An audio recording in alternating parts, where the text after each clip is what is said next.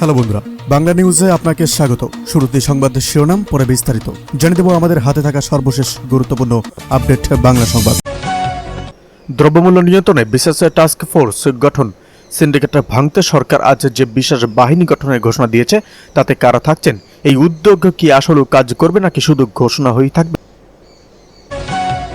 সংবিধান সংশোধনে সরকারি ও বিরোধী দলের গোপন সমঝোতা। সংবিধানের বিতর্কিত ধারাগুলো পরিবর্তনে একমত হয়েছে প্রধান দুই পক্ষ। তবে এই সমঝোতার আড়ালে বড় কোনো ক্ষমতার রদবদল লুকিয়ে আছে কিনা সেটাই এখন দেখার বিষয়। ঢাকার জলাবদ্ধতা নিরসনে দখলওয়া খাল পুনরুদ্ধারে নামানো হয়েছে বিশেষ বাহিনী। প্রভাবশালী রাজনৈতিক দখলদারদের কি হাঁটানো সম্ভব হবে? ব্যাংকিং খাতে সংস্কার। দুর্বল ব্যাংকগুলোকে সবল ব্যাংকের সঙ্গে একীভূত করার প্রক্রিয়া আজ চূড়ান্ত রূপ নিয়েছে। আপনার ব্যাংক কি এই তালিকার মধ্যে আছে? বিস্তারিত আসছে কিছুক্ষণ পর। ছাত্র রাজনীতি কি আবার ফিরছে ক্যাম্পাসে? দেশের কয়েকটি পাবলিক বিশ্ববিদ্যালয় ছাত্র সংসদ নির্বাচনের দাবি জোরদার হচ্ছে। শিক্ষা মন্ত্রণালয় এ নিয়ে আজ যে সিগন্যাল দিয়েছে তাতে নতুন মেরুকরণের সম্ভাবনা দেখা যাচ্ছে। আন্তর্জাতিক অপরাধ ট্রাইব্যুনালে আজ জামাতের শীর্ষ এক নেতার বিরুদ্ধে নতুন কিছু নথিপত্র পেশ করা হয়েছে। আইনি এই লড়াই কোন দিকে যাচ্ছে তা এখনো অস্পষ্ট। মাঠ পর্যায়ে আইনশৃঙ্খলা পরিস্থিতি নিয়ন্ত্রণে আনতে আজ একযোগে 400 থানার ওসিকে বদলির আদেশ দেওয়া হয়েছে। সংস্কারের এই ধাক্কা অপরাধ নিয়ন্ত্রণে কতটা কাজে দেবে তার সময় বলবে। প্রশাসনের গুরুত্বপূর্ণ স্তরে আজ বড় ধরনের পরিবর্তন এনেছে অন্তর্বর্তীকালীন সরকারের ধারাবাহিকতায় থাকা বর্তমান সরকার। এই রদবদলের নেপথ্য কোন বিশেষ গোয়েন্দা রিপোর্ট কাজ করছে কি না তা খতিয়ে দেখা হচ্ছে। এদিকে প্রধানমন্ত্রীর গাড়ি থামিয়ে বিএনপি নেতার মুক্তি দাবি। গাজীপুরের টঙ্গীতে হঠাৎ করেই রাজনৈতিক কর্মসূচির রূপ নেয় প্রধানমন্ত্রীর গাড়ি বহরের চলাচল। মঙ্গলবার সকালে সেখানে অবস্থান নিয়ে বিক্ষোভ দেখান বাংলাদেশ জাতীয়তাবাদী দল অর্থাৎ বিএনপির নেতাকর্মীরা। জানা গেছে, পয়লা বৈশাখ উপলক্ষে একটি কৃষিভিত্তিক প্রকল্পের উদ্বোধনী অনুষ্ঠানে যোগ দিতে টাঙ্গাইলের উদ্দেশ্যে রওনা দেন তারেক রহমান। পথে টঙ্গীর বিআরটি উড়াল সড়কের স্টেশন রোড এলাকায় পৌঁছলে আগে থেকেই সেখানে জড়ো হওয়া বিএনপি সমর্থকরা স্লোগান দিতে শুরু করেন। প্রত্যক্ষদর্শীরা জানান, সকাল থেকে ব্যানার ও প্লেকার্ড হাতে নিয়ে সড়কের দুপাশে অবস্থান নেন নেতাকর্মীরা। গাড়িবহরটি ও এলাকায় পৌঁছালে তারা সাময়িকভাবে এর গতি থামিয়ে দাবি জানান দলটি নেতা নুরুল ইসলাম সরকারের মুক্তি দিতে হবে। এই ঘটনায় এলাকায় কিছু সময়ের জন্য উত্তেজনা সৃষ্টি হলেও পরে পরিস্থিতি নিয়ন্ত্রণে আসে এবং গাড়িবহরটি গন্তব্যের দিকে এগিয়ে যায়। নুরুল ইসলাম সরকারের পরিবারের পক্ষ থেকে তার মুক্তির দাবি পূর্ণ ব্যক্ত করা হয়েছে। তার ছেলে সরকার শাহনুর ইসলাম রনি বলেন, তার বাবা নির্দোষ হওয়া সত্ত্বেও দীর্ঘদিন ধরে কারাবন্দী রয়েছেন। সুষ্ঠু তদন্তের মাধ্যমে সত্য উদ্ঘাটন করে তাকে মুক্তি দেওয়ার আহ্বান। এদিকে পরিশ্রম ও সততা মানুষকে স্বপ্নের সমান উচ্চতায় নিয়ে যায় বললেন বাসসের চেয়ারম্যান। পরিশ্রম ও সততা মানুষকে তার স্বপ্নের সমান উচ্চতায় নিয়ে যায় বলে মন্তব্য করেছেন বাংলাদেশের সংবাদ সংস্থার চেয়ারম্যান আনোয়ার আলদিন। বুধবার মুন্সিগঞ্জের গাজারিয়ায় চলতি বছরের এসএসসি ও দাখিল পরীক্ষায় অংশগ্রহণকারী 4টি স্কুল ও মাদ্রাসার শিক্ষার্থীদের এক বিদায় সম্বর্ধনা অনুষ্ঠানে প্রধান অতিথির বক্তব্যে তিনি মন্তব্য করেন। রেনেসা ইন্টারন্যাশনাল ফাউন্ডেশনের উদ্যোগে গাজারিয়া পাইলট বালিকা উচ্চ বিদ্যালয় মাঠে এই অনুষ্ঠানের আয়োজন করা হয়।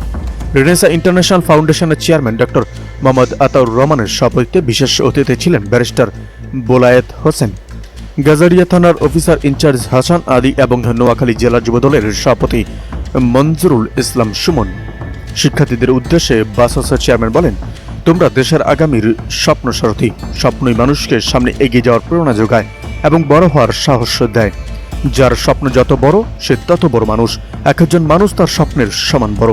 শুধু স্বপ্ন দেখলেই হবে না, সেই স্বপ্নকে বাস্তবে রূপ দেওয়ার জন্য একাগ্রতা, অব্যাহত প্রচেষ্টা, শৃঙ্খলা ও দৃঢ় মানসিকতা প্রয়োজন। তিনি বলেন, এখনই তোমাদের স্বপ্ন সফল করতে মনোযোগ দিয়ে পড়াশোনা করে নিজেদের যোগ্য নাগরিক হিসাবে গড়ে তুলতে হবে। সততা, শৃঙ্খলা ও পরিশ্রমই তোমাদের সফলতার মূল চাবিকাঠি। এদিকে জুলাই আন্দোলনে ইন্টারনেট বন্ধের পেছনে সরকারের সিদ্ধান্তের অভিযোগ ট্রাইব্যুনালে শুনানি। 24 জুলাই গণ আন্দোলনের সময় সারা দেশে ইন্টারনেট সেবা বন্ধ করা হয়েছিল।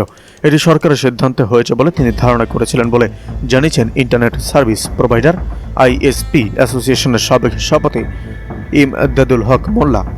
রবিবার আন্তর্জাতিক অপরাধ ট্রাইব্যুনাল 1-এ তিনি সাক্ষ্য দেন। বিচারপতি মোহাম্মদ গোলাম মর্তুজা মজুমদারের নেতৃত্বাধীন ট্রাইব্যুনালের সাবেক আইসিটি প্রতিমন্ত্রী জুনায়েদ আহমেদ পলক ও সাবেক প্রধানমন্ত্রী শেখ হাসিনার ছেলে সজীব ওয়াজেদ জয়ের বিরুদ্ধে মানবতাবিরোধী অপরাধের মামলায় এই সাক্ষ্য গ্রহণ করা হয়। সাক্ষ্যে ইমদাদুল হক মোল্লা বলেন, 2024 সালে 18 জুলাই বিকেল থেকে কিছু এলাকায় ইন্টারনেটের সমস্যা শুরু হয় এবং রাত 9টার পর সারা দেশে ইন্টারনেট সম্পূর্ণ বন্ধ হয়ে যায়। তিনি জানান, আইএসপি পর্যায়টি ইন্টারনেট সরবরাহ ব্যবস্থার শীর্ষ স্তর। তাদের উপর আইআইজি এবং আইসিটি স্তর কাজ করে। তারা আইআইজির সঙ্গে যোগাযোগ করলে জানানো হয় আইটিসি থেকে ব্যান্ডউইথ সরবরাহ বন্ধ হয়েছে। এদিকে তেল আছে শুধু সংসদে, দেশে নেই বলেন জামায়াত আমির। তেল আছে শুধু সংসদে, বাংলাদেশে নেই। সরকারি দলের মন্ত্রী ও সংসদ সদস্যদের কথা শুনলে মনে হয় দেশ তেলের ওপর ভাসছে বলে মন্তব্য করেছেন জাতীয় সংসদের বিরোধী দলীয় নেতা ও জামায়াতে ইসলামীর আমির ডক্টর শফিকুর রহমান। শনিবার রাজধানী কৃষিবিদ ইনস্টিটিউট অব বাংলাদেশ মিলনায়তনে বাংলাদেশের কৃষিতে বিশ্ব জ্বালানি সংকটের প্রভাব উত্তরণের উপায় শীর্ষক সেমিনারে তিনি এসব মন্তব্য করেন। সেমিনারটির আয়োজন করে এগ্রিকালচার চেরিস্ট ফোরাম অব বাংলাদেশ। সংসদীয় কার্যক্রমের সমালোচনা করে শফিকুর রহমান বলেন, সংসদীয় গণতন্ত্রের মূল মন্ত্র হওয়া উচিত জনগণের স্বার্থে আইন প্রণয়ন করা, কিন্তু বাস্তবতা ভিন্ন। আমি সংসদে দাঁড়িয়েও বলেছি, আমরা নবীন সংসদ সদস্য হলেও রাজনৈতিক সুস্থ চর্চা করতে চাই। জনগণের ট্যাক্সের প্রতিটি পয়সার হিসাব আমাদের দিতে হবে। তিনি আরো বলেন, এখন পর্যন্ত সংসদ সদস্য থেকে জাতির জন্য খুব ভালো কিছু ডেলিভারি হওয়া সম্ভব হয়নি। দেশের অর্থনৈতিক ও প্রশাসনিক ব্যবস্থার বর্তমান চিত্র তুলে ধরে জামায়াত আমির বলেন, বর্তমানে গোটা সমাজ চলছে গোজামিল ও টপ ড্রেসিং এর মাধ্যমে। এদিকে বিএনপি সুবিধা নিলেও কোনো আন্দোলনের প্রতিশ্রুতি রক্ষা করেনি বললেন নাহিদ ইসলাম। বিএনপিকে সব আন্দোলনের সুবিধাভোগী উল্লেখ করে বিরোধী দলীয় চিফ হুইপ ও জাতীয় নাগরিক পার্টির অর্থাৎ এনসিপি আহ্বায়ক নাহিদ ইসলাম বলেন, তারা সব আন্দোলনের সুবিধা নিয়েছে, কিন্তু কোনো গণ আন্দোলনের প্রতিশ্রুতি কখনোই রক্ষা করেনি। আজ রোববার দুপুরে রাজধানীর কাকরাইলে ডিপ্লোমা ইঞ্জিনিয়ারিং ইনস্টিটিউট বাংলাদেশের মুক্তিযোদ্ধা হল মিলনায়তনে এক মত বিনিময় অনুষ্ঠানে সভাপতির বক্তব্যে নাহিদ ইসলাম এই কথা বলেন। জুলাই শহীদ পরিবার ও জুলাই যোদ্ধাদের সঙ্গে এই মত বিনিময় অনুষ্ঠানে আয়োজন করে 11 দলীয়